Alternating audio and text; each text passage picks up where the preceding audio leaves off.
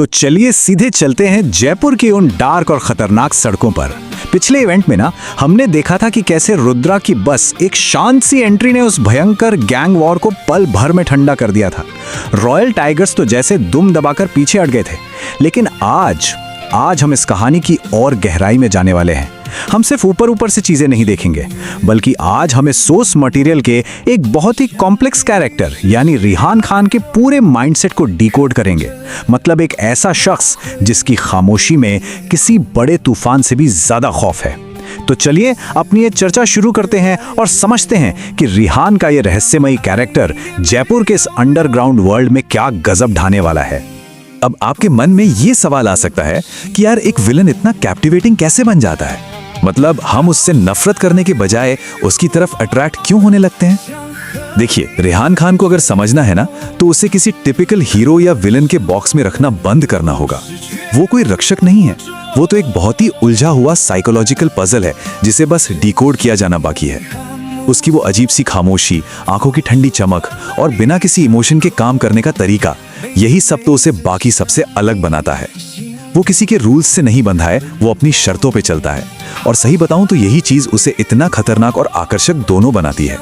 तो अब आते हैं हमारे पहले सेक्शन पर, उत्प्रेरक यानी फर्स्ट यूनिट का बनना। जयपुर रिवेंजर्स के बीच एक अजीब सी टेंशन का माहौल है और इसी टेंशन के बीच रुद्रा एक ऐसी तिकड़ी बनाता है जो आगे चलकर जयपुर की सड़कों पर राज करने वाली है। अब रिहान को समझने के लिए ना आपको उसके इस अजीब सी मनोवैज्ञानिक सीमा को समझना होगा, जिसे हम भावनाओं से एलर्जी कह सकते हैं। स्कूल के बाहर का सीन है, काफी हाई स्टेक्स माहौल है। रुद्रा जो कि लीडर है, वो रिहान, गौरव और जय को ऑफिशियली अपने इनर सर्कल में शामिल करता है और इसे फर्स्ट यूनिट का नाम देता है। अब जैसे ये यूनिट बनती है, गौरव एक्साइटमेंट में तुरंत रिहान के कंधे पर हाथ रख देता है, बिल्कुल एक पक्के दोस्त की तरह। वो खुश होकर कहता है, अब तो ऑफिशियली दोस्त हुए ना। लेकिन रिहान, उसका रिएक्शन एकदम उल्टा होता है। वो बहुत ही शांति से लेकिन एकदम कड़क तरीके से गौरव का हाथ अपने कंधे से हटा देता है और बस इतना कहता है, ज्यादा करीब मत आओ। मतलब ये कोई नॉर्मल रूडनेस नहीं है यार, ये उसकी एक जानबूझकर बनाई गई बाउंड्री है। और तभी जय हंसते हुए एकदम पत्ते की बात कहता है कि भाई को इमोशन से एलर्जी है। सुनने में ये एक जोक लगता है, लेकिन असल में यही रिहान का सच है। वो किसी से जुड़ना ही नहीं चाहता।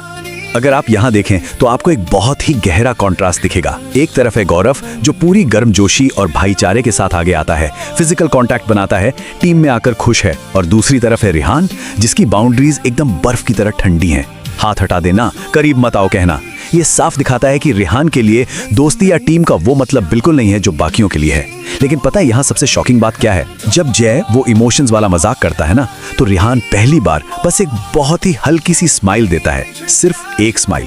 और वो स्माइल जब उसकी ठंडी आंखों के साथ मिलती है तो एक इतना खतरनाक ऑरा क्रिएट होता है कि देखकर ही समझ आ जाता है कि इस बंदे के अंदर जो खामोशी है वो किसी भी वक्त एक भयंकर ब्लास्ट कर सकती है।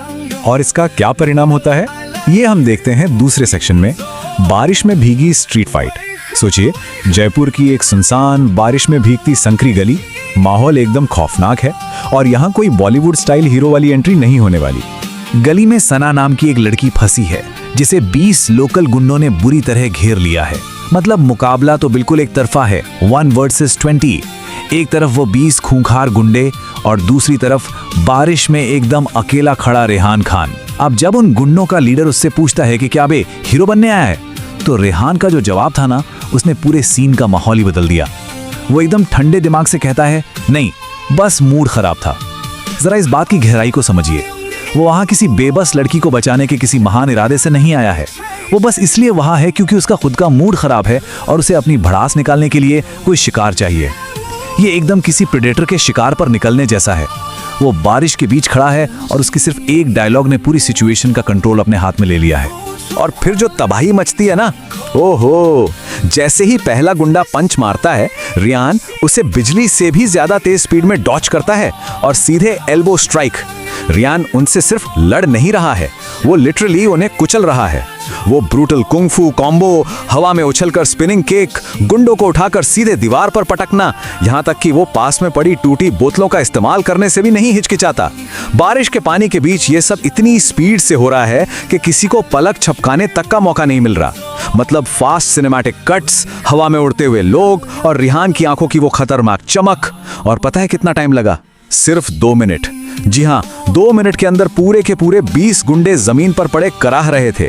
पूरी सड़क पर बस एक अजीब सा सन्नाटा छा जाता है। अब बढ़ते हैं तीसरे सेक्शन की तरफ, क्यूट विलन, जहां आदर्श रक्षक वाली पूरी इमेज चकनाचूर हो जाती है।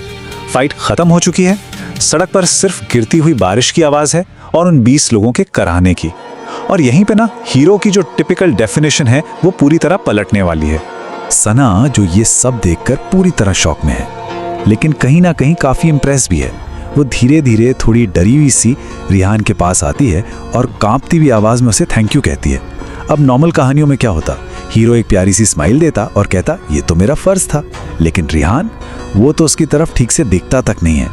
वो बस एक हल्की सी खतरनाक स्माइल देता है और कहता है ये मैंने तुम्हारे लिए नहीं किया, मजे के लिए किया था। आप इस लाइन का वजन समझिए, ये कोई नॉर्मल एटीट्यूड वाला डायलॉग नहीं है। ये लाइन चिल्ला चिल्ला कर बता रही है कि रिहान के अंदर एम्पैथी या दया नाम की कोई चीज है ही नहीं। उसने 20 लोगों की हड्डियां सिर्फ इसलिए तोड़ दी क्योंकि उसे इस वायलेंस में मजा आ रहा था। और यही जो उसका ठंडा बेपरवाह नेचर है ना, वो उसे एक बहुत ही खतरनाक सा चार्म देता है। सना ये सुनकर एकदम सन रह जाती है। लेकिन मजे की बात यह है कि यही वो एग्जैक्ट मोमेंट है जब वो पहली बार रिहान से सच में अट्रैक्ट होती है। अब आते हैं हमारे चौथे और आखिरी सेक्शन पर, निशाने पर अंडरग्राउंड दुनिया के राक्षसों को अट्रैक्ट करना। क्योंकि जाहिर सी बात है, जब इतनी बेहिसाब और खतरनाक ताकत का प्रदर्शन होगा तो अंडरग्राउंड दुनिया के जो असली मॉन्स्टर्स हैं उनकी नजर तो पड़ेगी ही ना। इतनी बड़ी फाइट बिना किसी अंजाम के तो खत्म होने वाली थी नहीं। सीन सीधा शिफ्ट होता है एक बहुत ही डार्क अंडरग्राउंड फाइट क्लब में। वहां एक बहुत ही विशालकाय फाइटर बेहोश पड़ा है और उसके ठीक सामने एक अनजान लड़का खड़ा है, काले ग्लव्स, लंबा कोट।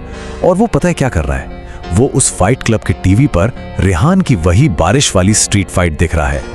रिहान की ये जो एम्पैथी की कमी है और उसकी ये खूंखार ताकत, इसने अब जयपुर की अंडरग्राउंड दुनिया को जगा दिया है। वो अनजान लड़का स्क्रीन देखकर मुस्कुराते हुए कहता है, रिहान खान, इंटरेस्टिंग। और फिर सीधा कट, हम आते हैं देर रात रिहान के कमरे में। बाहर तेज बारिश हो रही है और अचानक एक जोरदार आवाज के साथ खिड़की का कांच टूटता है। एक चाकू हवा को चीरता हुआ सीधा दीवार में जाकर धंस जाता है। उस चाकू के साथ ना एक पर्ची लगी है। रिहान जब उसे खोलता है तो उस पर एक सीधी डरावनी चेतावनी लिखी है, जयपुर में स्वागत है, अब यहां बच के दिखाओ। बॉस, ये कोई मामूली धमकी नहीं है, ये एक ओपन चैलेंज है। और तभी कमरे के बाहर किसी के भारी कदमों की आहट सुनाई देती है। कोई धीरे धीरे रिहान के दरवाजे की तरफ बढ़ रहा है। हवा में एक ऐसा भारीपन महसूस होने लगता है जिससे रोंगटे खड़े हो जाएं। वो शख्स ठीक दरवाजे के बाहर आकर खड़ा हो जाता है और स्क्रीन ब्लैक। तो अब जो सबसे बड़ा सवाल हमारे दिमाग में घूम रहा है वो ये है कि आखिर रिहान के दरवाजे के बाहर इंतजार कौन कर रहा है? क्या ये वही अंडरग्राउंड फाइटर है जिसे हमने टीवी स्क्रीन के सामने देखा था, या फिर कोई बिल्कुल नया खतरा जो फर्स्ट यूनिट को पैदा होते ही खत्म करने आ गया है?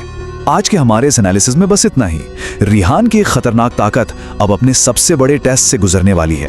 अब देखना यह है कि इस डार्क अंडरग्राउंड दुनिया में असल में शिकार कौन है और शिकारी कौन।